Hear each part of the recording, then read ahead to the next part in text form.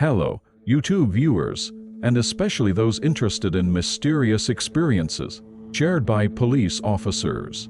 I am a retired forensic officer from the United States, and now I spend my retirement sharing stories on this channel about the inexplicable phenomena that police officers have encountered. Today's story is a bit old, based on a diary entry from my younger days, written by my grandchildren. They have helped me so much and used their editing skills to create this video. Today's story is titled, "The Empty House That Made the Police Dog Bark What's Inside." It is about a peculiar incident I experienced during my active years, particularly when night patrols were frequent. This experience left an indelible mark on me, more than just a job. So let's unravel this mysterious tale together. And don't forget to like and subscribe at the end of the video. Also, please share your own mysterious experiences in the comments. Let's get started. About 20 years ago, I was working as a forensic officer, specializing in night patrols, confirming and analyzing various crime scenes. The city at night presents a completely different face compared to the day, often confronting us with unexpected occurrences. The story I am about to share is one of the most bizarre and unforgettable nights from that time. On a cold night, my partner, John, and I were patrolling an old residential area in the city. This neighborhood had once thrived, but many houses were now abandoned, giving the area a ghostly atmosphere.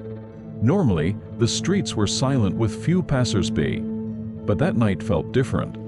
As our patrol car's lights illuminated the street, our police dog, Rex, suddenly became unusually excited. Rex, a well-trained and usually calm dog, began behaving erratically, which was rare. His focus was directed toward an old wooden house, and he suddenly ran towards it, as if he had picked up a scent. John and I, suspecting something was amiss, cautiously followed. The house Rex ran to appeared to be several decades old. The roof was partially collapsed, and the windows were boarded up. But through the gaps, we could faintly see inside. We approached the house, cautiously, illuminating the surroundings with our flashlights. John muttered, "What happened here?" But we found no immediate answer. The only certainty was that Rex had sensed something. Rex circled the house, particularly reacting strongly near the entrance. His nose never left the ground, using his keen sense of smell to track something. We checked the front door, but it wasn't locked or showing any obvious signs of tampering. However, Rex's unusual behavior convinced us to enter the house. As we opened the door, the sound of creaking wood broke the silence. Inside, it was dark, and our flashlights cast shadows on dusty furniture and walls. Rex, still excited, led the way, and we followed him into the house. It had been abandoned for a long time, resembling a derelict state. The floor was littered with old newspapers and furniture fragments, and the wallpaper was peeling off the walls.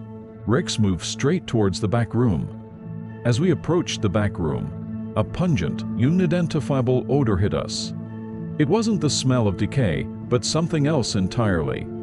Rex grew even more agitated, barking at a closet in the corner of the room. We exchanged glances, and John carefully opened the closet door, revealing an unexpected sight. The moment the closet door opened, a powerful stench rushed out.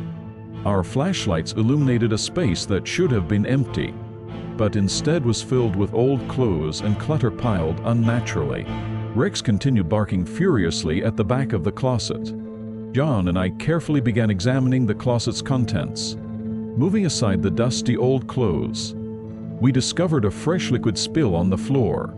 It hadn't completely dried, suggesting something recent had occurred. The liquid's origin was unclear, but the surrounding area bore strange drag marks, as if something had been forcibly removed. Suddenly, the room's temperature plummeted. A chill ran down my spine, accompanied by the eerie sensation of being watched. Just as John started to say, "Something's wrong. Let's get out of here," a faint whispering sound emanated from the closet's depths. We strained to hear, but the sound vanished quickly, like a brief announcement of someone's presence. Rex, visibly frightened, began to back away. We instinctively felt a significant danger in that house and decided to leave immediately. John, Rex, and I hurried out of the house. The moment we stepped outside, the temperature returned to normal and the unsettling chill disappeared. However, the strange experience left a lasting impression on us.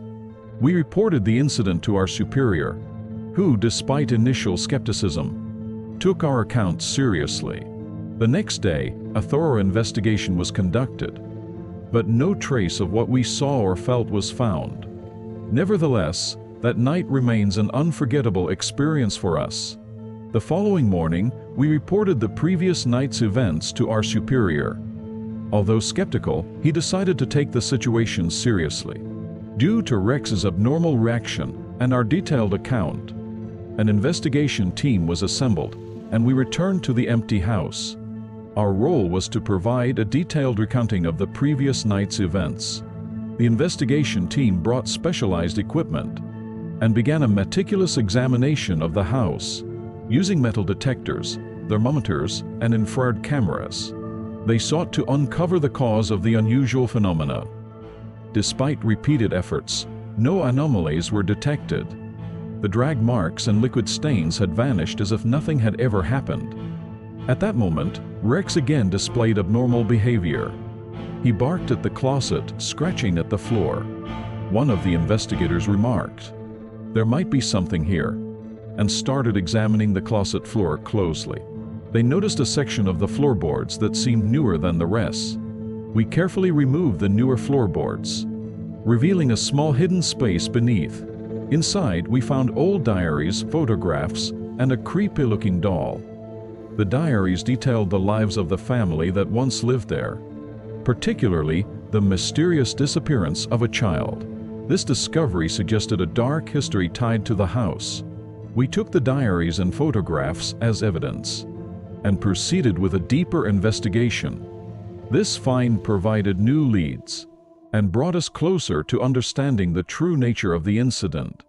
As we read through the diaries, we found detailed accounts of inexplicable events within the house.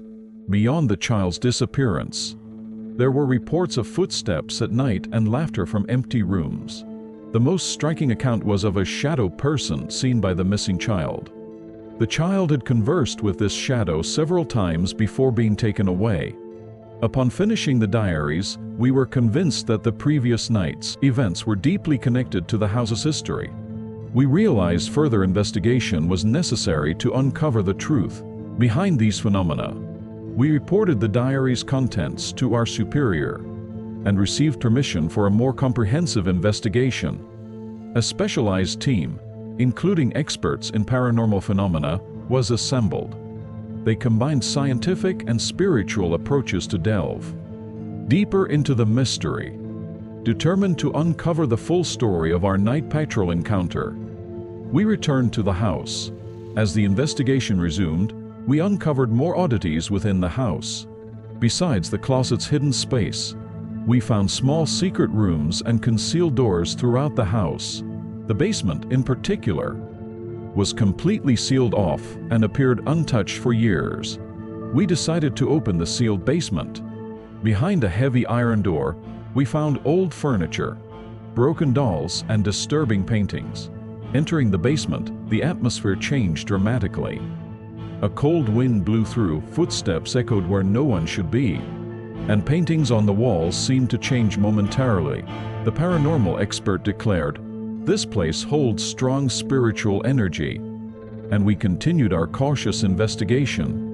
In the basement's corner, we found another old diary detailing strange rituals performed by the family. Gathering all the evidence from the house, we decided to purify the location. Under the guidance of the paranormal expert, we conducted a ritual to cleanse the negative energy. Following the ritual, the eerie occurrences ceased, and Rex regained his composure. Through this experience, we realized that a world beyond scientific explanation does exist. We learned the importance of maintaining calm and compassion, not only as police officers, but as human beings facing fear. This event taught us unforgettable lessons. Ultimately, we revealed the tragic history of the family that lived in the house, the disappearance of the child, the family's bizarre rituals, and the lingering negative energy, all stemmed from past events. The family's tragedy had been left unresolved, accumulating spiritual energy over time. By publicizing these facts and addressing the house's history, the paranormal activity finally subsided. This experience taught us the importance of human emotions and empathy in our roles as police officers. Maintaining calm and kindness, even in terrifying situations, proved crucial. Through this story, we hope to convey that no matter how advanced science becomes, some things remain unexplained. In such times, it's essential to approach situations with calmness and compassion. This experience was a significant learning opportunity, influencing our future work and lives. If you enjoyed this video, please like and subscribe. Also, share your own mysterious experiences and advice for my middle school grandchildren, who helped create this video's text in the comments. See you in the next video. Thank you.